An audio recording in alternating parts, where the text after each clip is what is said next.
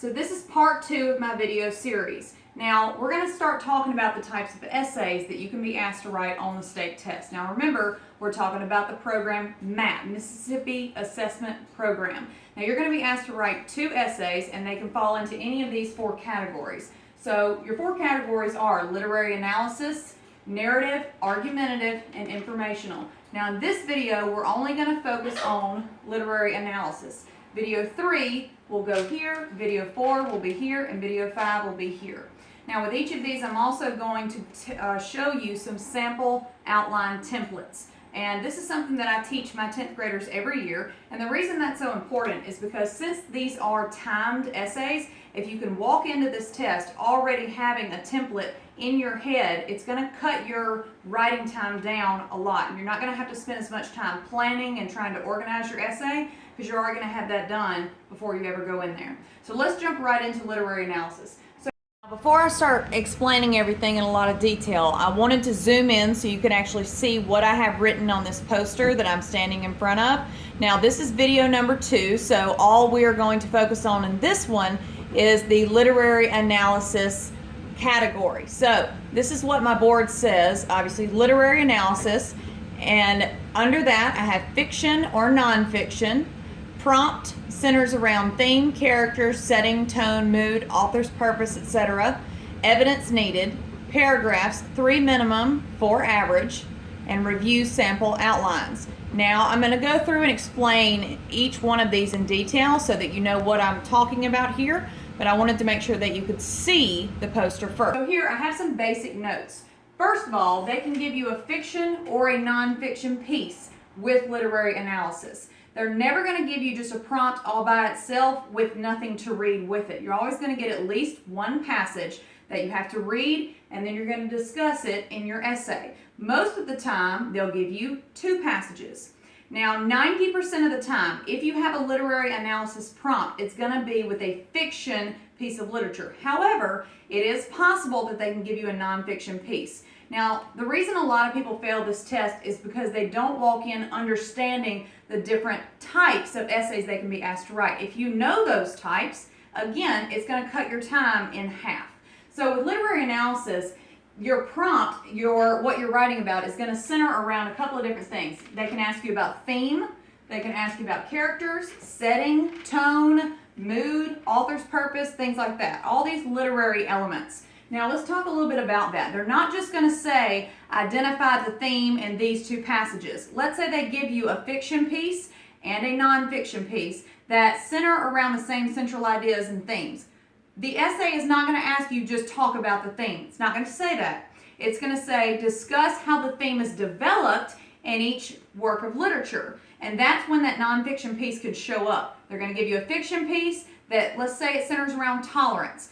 Then they may give you a nonfiction piece that goes with the same thing, but you can't just summarize these 2. If all you do is summarize in a literary analysis essay, you're going to automatically fail, and that's not good. We don't want that. So if they ask you about theme and they say, how is it developed through the course of both of these passages?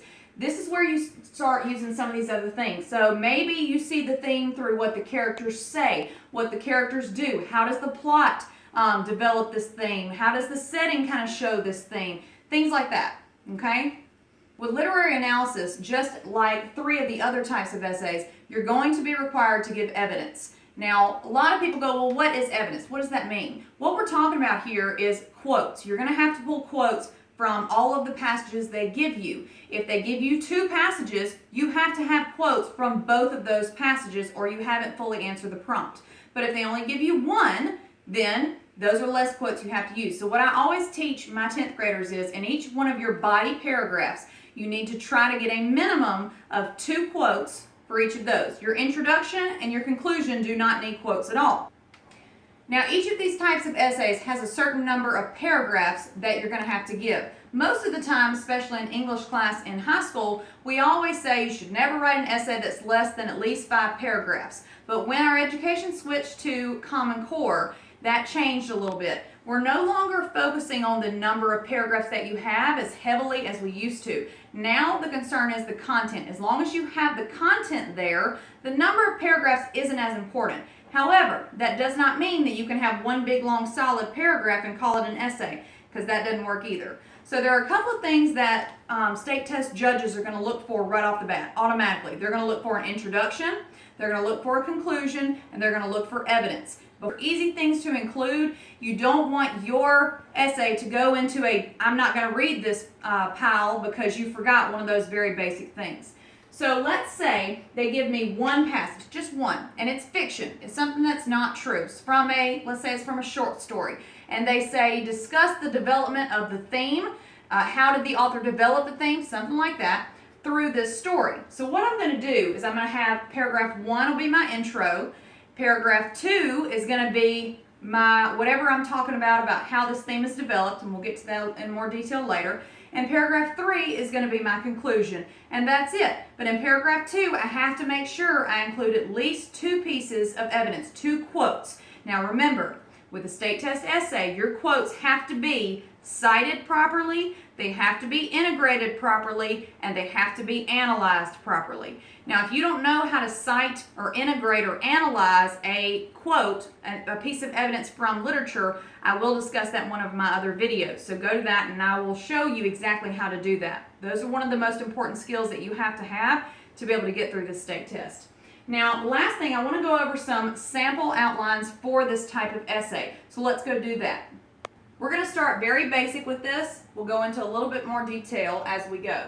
So for literary analysis, obviously, you can't have less than just 3 paragraphs, but most of the time you want to try to stick with 4. So if they give me 2 passages and they want me to discuss 2 passages, let's say we're going to use the example from earlier, they've given me a short story, the theme is tolerance, and they want me to discuss how this theme is developed through the story.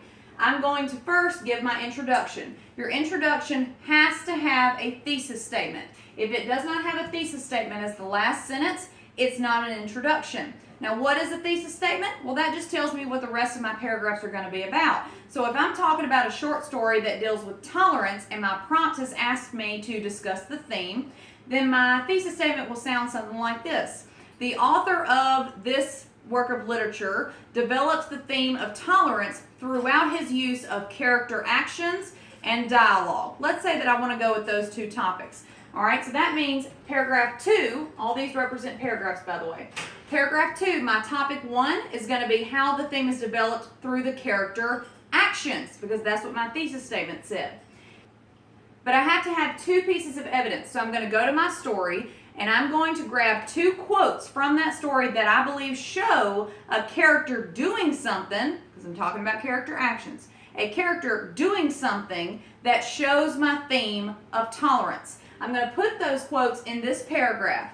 But remember, you have to cite them and you have to integrate and then you have to analyze. One problem a lot of people run into is they will give those 2 quotes, but they have no analysis after them. Well, then you haven't done anything to them. This is here's an analogy that I use with my 10th graders every year. Let's say that I have a helium balloon. I have a helium balloon in my hand. It floats. Well, I've got my hand on it so it doesn't fly away. This is my quote, okay? But if I don't tie a string to the bottom and anchor it to the floor, when I let go of it, what's going to happen?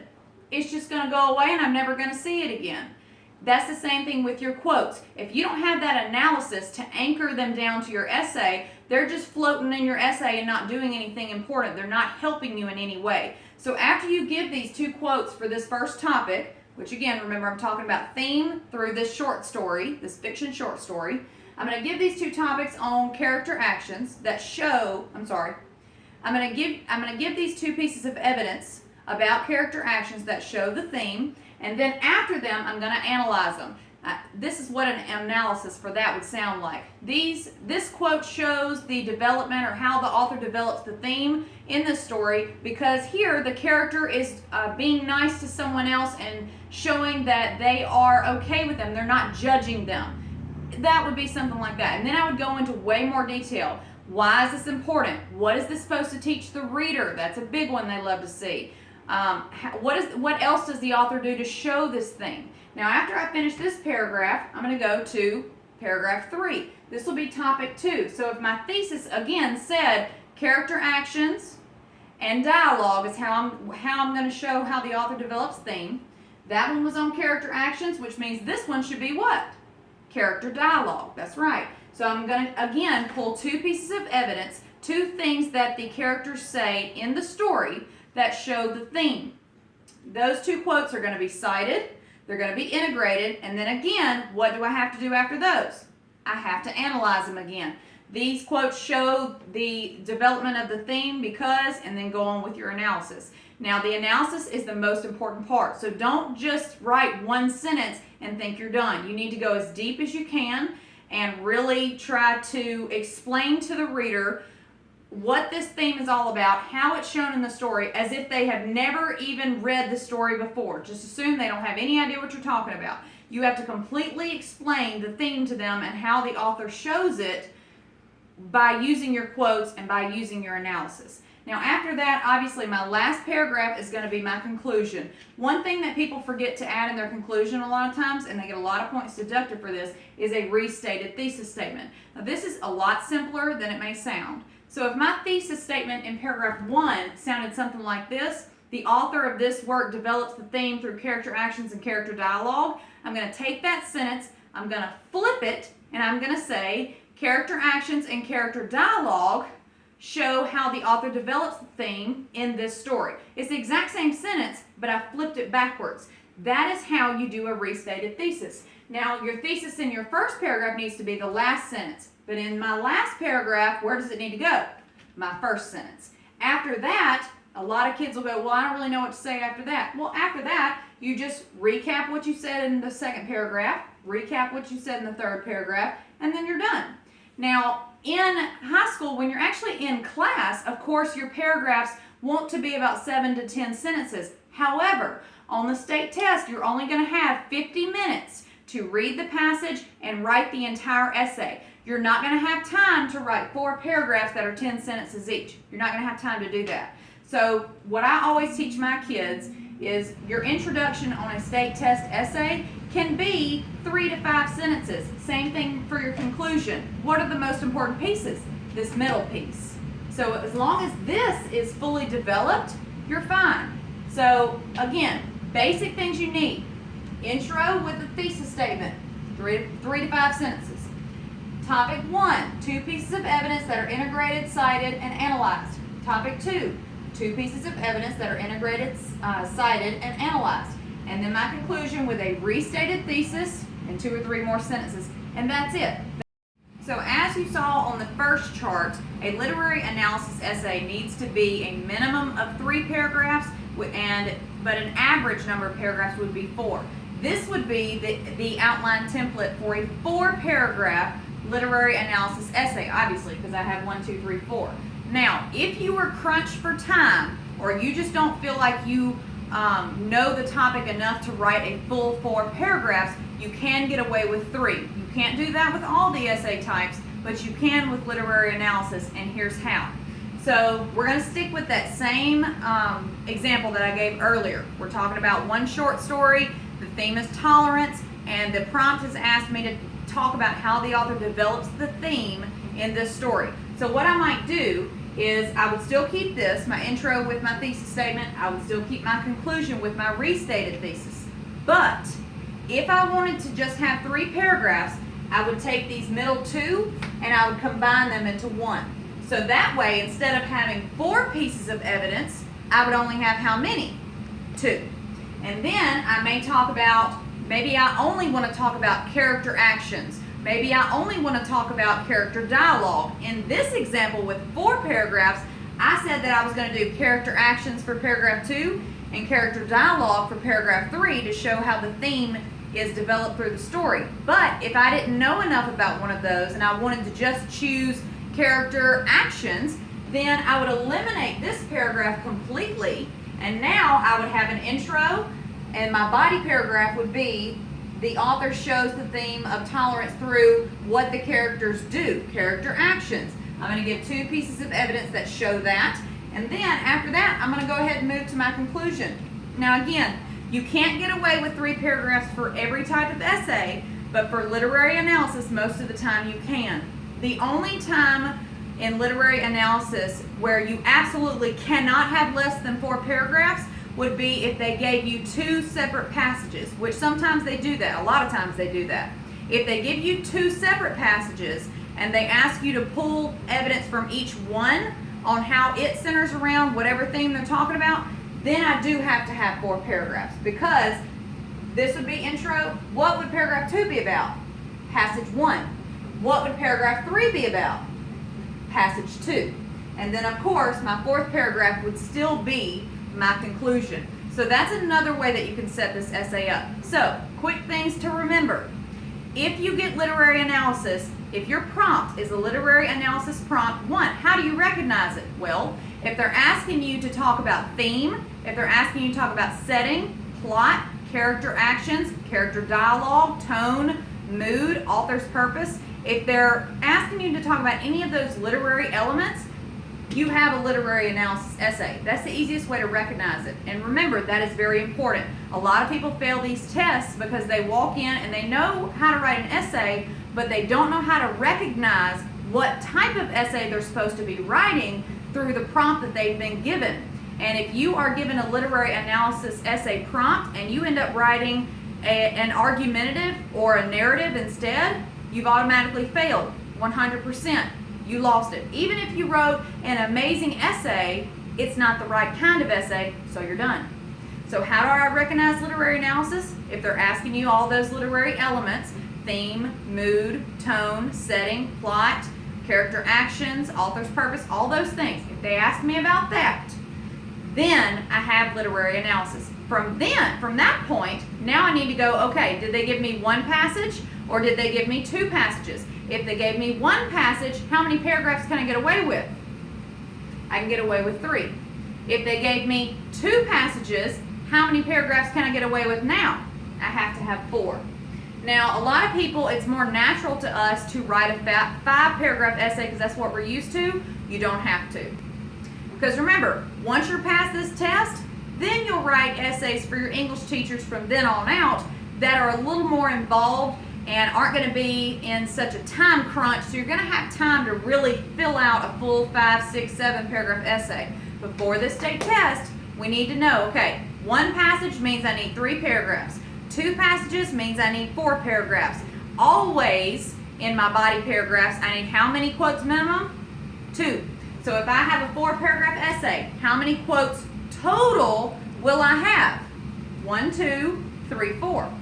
If I have a 3-paragraph essay, how many pieces of evidence total will I have with a 3-paragraph essay? Just 2. Okay, so here are my final notes on literary analysis. So I've already shown you the very, very basic outline. I'm going to use that same example I've been talking about, and I'm about to go through, if I got a real prompt, a literary analysis prompt, what I would do and how I would organize this essay. So we're going to say that we have 2 passages like you see here. One is going to be a fictional short story, an excerpt from that. The second one is going to be an excerpt from an autobiography about someone's personal story when they were bullied in school. And let's say that the prompt is asking me to discuss how the theme of tolerance is developed by the authors of both passages, and be sure to draw evidence from both passages. Now, as you see, I've given an example of 1 fiction literary work, 1 nonfiction, and I'm going to show you what you do from here. So, this is the first way that you can set up your outline for this kind of essay. Paragraph 1, obviously, is going to be my introduction, and then I'm going to have a thesis statement. Now, I was able to come up with a thesis statement automatically because the easiest way to do that is to just look at your prompt, figure out what they're asking you to talk about, and make it into a statement. And that's exactly what I did. So you'll see my thesis statement is the theme of tolerance is shown in both passages through the author's use of character actions and character dialogue. Now, if you're wondering where I got these 2 topics from, character actions and character dialogue, those are what I call pocket topics, meaning anytime you are discussing fiction or nonfiction as well, but anytime you're being asked to discuss anything about theme or mood or tone, those things are portrayed in literary works through what characters say and do. So you can actually use these two topics very, very often. Those are my go-to topics. So we're going to choose those. Now here's what I would do from here. I would make paragraph 2 about passage 1. And in this paragraph, I'm going to discuss the character actions. And I'm also going to discuss the character dialogue, all dealing with passage 1. I'm going to pull 2 quotes from passage 1. And I'm going to show how character actions and character dialogue develop that theme. Then my paragraph 3 is going to be about the same topics, but dealing with passage 2. Okay, exact same topics. And then paragraph 4 would be my conclusion with a restated thesis statement. Now remember, you can't just copy your thesis statement word for word from paragraph 1. You need to flip it around backwards and make it a little bit different. I'm saying the exact same thing, I'm just saying it in a different order. So here I said that the theme is shown through the passages by the use of actions and dialogue. In the restated thesis, I started it differently. I said character actions and character dialogue are used to develop the theme of tolerance in both passages. And that is exactly how I would set up that essay. Very quick, very easy and simple, and very easy to remember. So when you walk in there, you have that go-to outline. Now you could set it up this way, but you could have also set it up this way for the exact same prompt, exact same passages, exact same topics. So here's your second option. So this way, paragraph 1 obviously is still my introduction. I would have the exact same thesis statement, so nothing changes there. Instead of making paragraph 2 completely about passage 1, like I did here, I would make paragraph 2 about character actions. Now, if I do this, that means I have to discuss both passages in this paragraph, only dealing with character actions. I would still have 2 quotes minimum, but I would pull 1 quote from passage 1 about character actions, 1 quote from passage 2 about character actions. Then I move to paragraph 3. Instead of having this paragraph only on passage 2, like I did here, this would now be about my second topic, character dialogue. And I would need to discuss both passages. So I would pull 1 quote from passage 1 showing character dialogue and how it's developing the theme. And then I would pull 1 quote from passage 2 and discuss the same thing. And then, of course, my paragraph 4 is going to be my conclusion with the exact same restated thesis.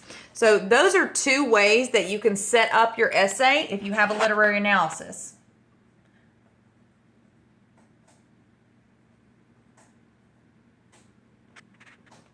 I hope that's helpful to you.